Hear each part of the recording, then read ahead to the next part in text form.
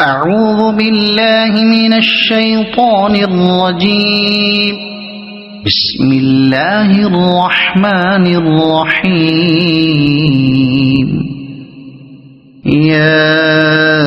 أيها المزمل قم الليل إلا قليلا نصفه أو انقص منه قليلا أو زد عليه ورتل القرآن ترتيلا إنا سنلقي عليك قولا ثقيلا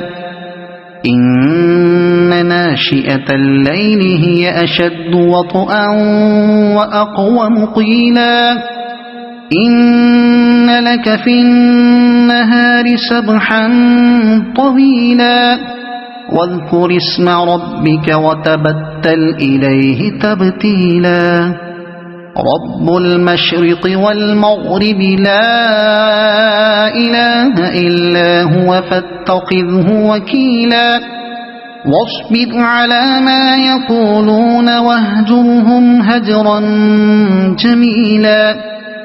وذرني والمكذبين أولي النعمة ومهلهم قليلا إن لدينا أنكالا وجحيما وطعاما ذا غصة وعذابا أليما يوم ترجف الأرض والجبال وكانت الجبال كثيبا مهيلا إنا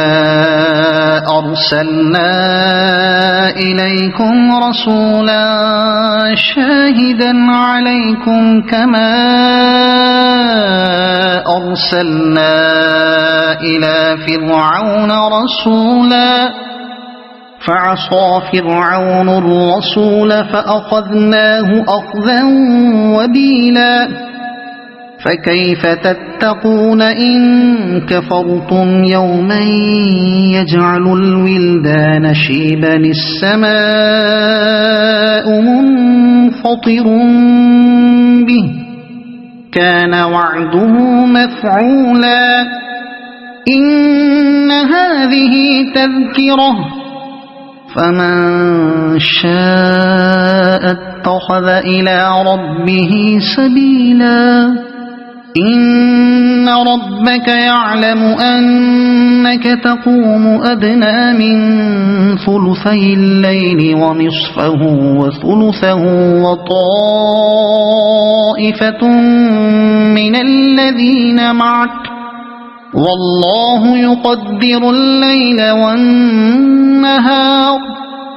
علم أن لن تحصوه فتاب عليكم فاقرؤوا ما تيسر من القرآن علم أن سيكون منكم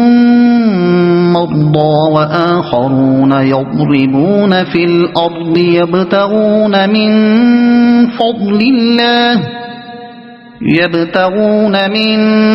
فضل الله وآخرون يقاتلون في سبيل الله